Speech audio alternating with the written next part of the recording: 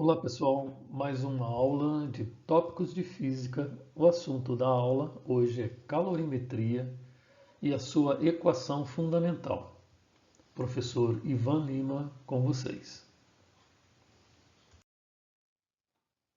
Então, em primeiro lugar, calorimetria é a parte da termologia que estuda as trocas de calor entre sistemas e a consequente variação de temperatura ou mudança de fase desse sistema. Em primeiro lugar, vamos falar do conceito de equilíbrio térmico.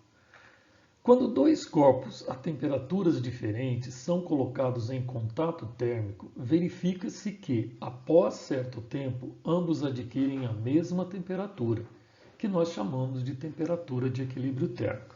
Então vejamos um exemplo simples. Suponhamos um corpo A qualquer, um corpo B qualquer, de forma que a temperatura de A é maior que a temperatura de B.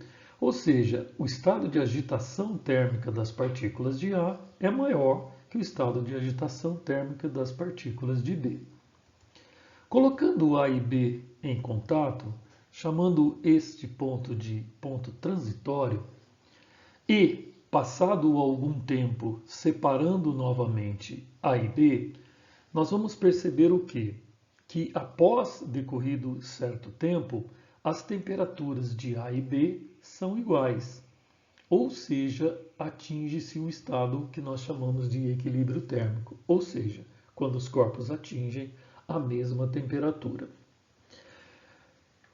Estado de agitação térmica de A maior que a agitação térmica de B. Quando há possibilidade de contato, parte da energia de agitação térmica das partículas, ou a energia térmica, em parte, passa para o corpo B, transfere-se para o corpo B.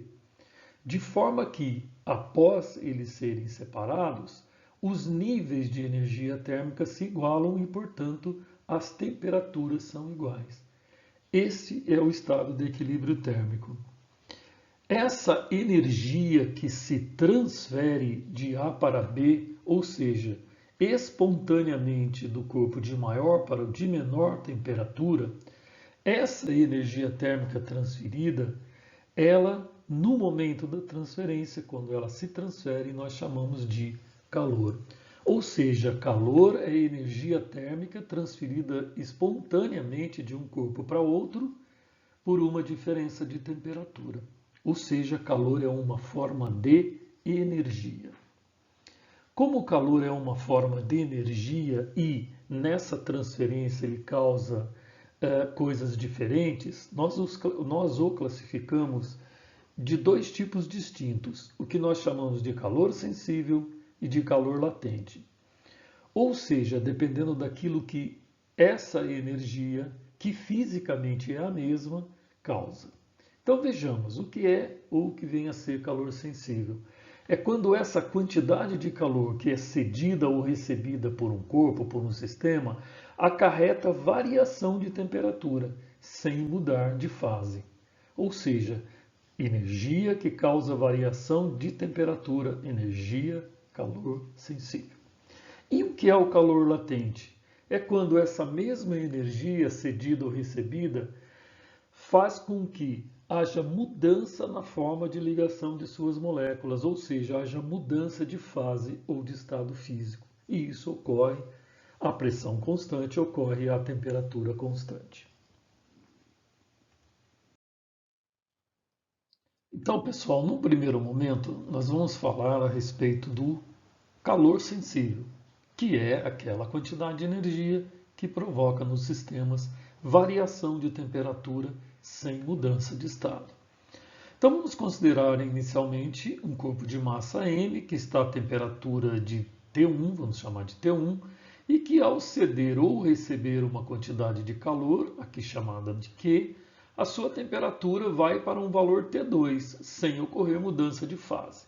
Experimentalmente, nós observamos que a quantidade de calor trocada é dada por essa expressão, Q igual a M vezes C vezes ΔT. E essa expressão pela sua importância na calorimetria, ela é chamada de equação fundamental da calorimetria. Vejamos o significado de cada uma dessas grandezas. M representa a massa da substância, ΔT é uma diferença de temperatura, ou seja, um gradiente de temperatura, sendo sempre a diferença entre a temperatura final e a temperatura inicial. A quantidade de calor que aqui nós denominamos por Q, Q maiúsculo, né? E o C representa o chamado calor específico da substância. Observe que cada uma delas já apareceu com uma unidade. A massa em gramas, a variação de temperatura em graus Celsius, a quantidade de calor em calorias. Tá? Essas unidades são normalmente as mais utilizadas. Podem aparecer unidades diferentes, ok? Por exemplo, a quantidade de calor pode ser dada em joule, que é a unidade do SI. A massa pode vir em quilograma, que é a unidade do SI. É isso que vai determinar o valor que você vai utilizar para o calor específico na referente unidade das outras grandezas. Se eu utilizar essas unidades para essas grandezas, massa, temperatura e quantidade de calor, o calor específico terá que ser dado em calorias por grama vezes grau Celsius. Falando mais especificamente do calor específico, né, ele é um valor que depende do tipo de material que constitui o corpo. Ou seja, se eu tiver uma mesma quantidade de calor fornecida a dois corpos de mesma massa, mas constituídos de materiais diferentes, as variações de temperatura serão diferentes, porque cada material tem um certo calor específico. Alguns exemplos numa tabela, alguns exemplos apenas, né, de calores específicos da água, do alumínio, da areia, do ferro, do vidro e do cobre. Ou seja, valores que determinam o calor específico dessas substâncias nessas unidades.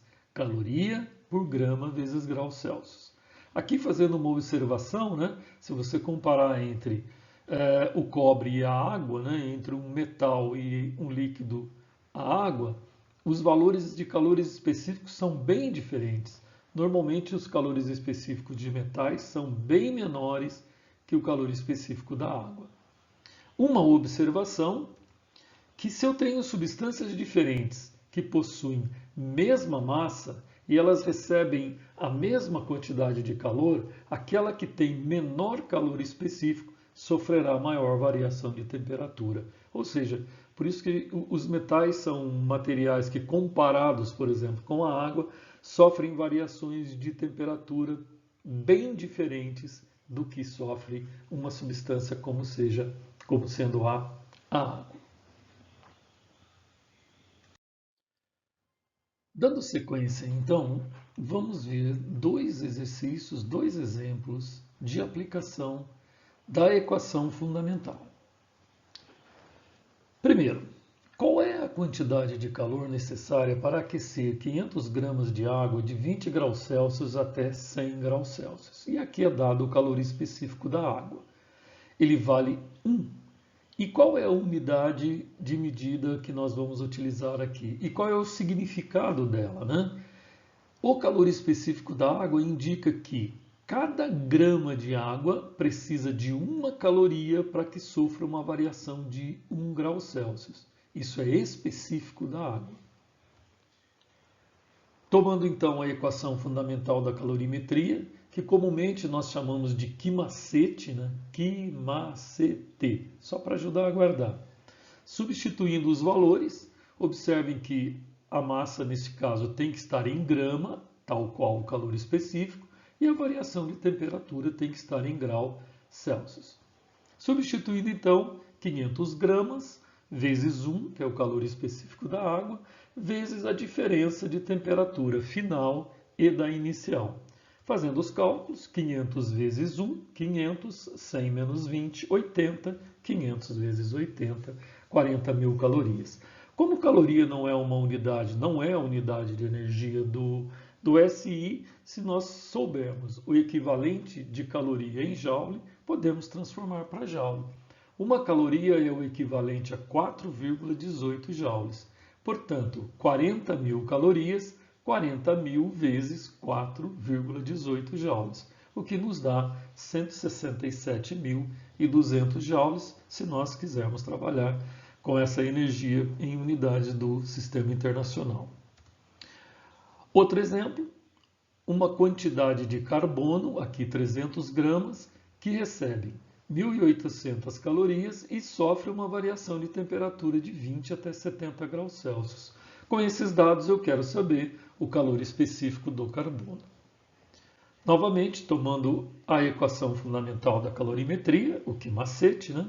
Substituindo os valores, quantidade de calor 1.800 calorias, massa 300 gramas e variação de temperatura final menos a inicial, 70 menos 20.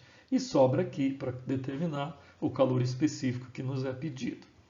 Efetuando as contas, 70 menos 20, 50. 50 vezes 300 vai me dar 15.000 vezes C. 1.800 é 15.000 vezes C, então o C é igual a 1.800 dividido por 15.000, o que dá 0,12 calorias grama por grau Celsius. Ou seja, cada grama de carbono precisa de 0,12 calorias para variar 1 grau Celsius. Era isso. Espero que vocês tenham gostado e que lhes seja útil.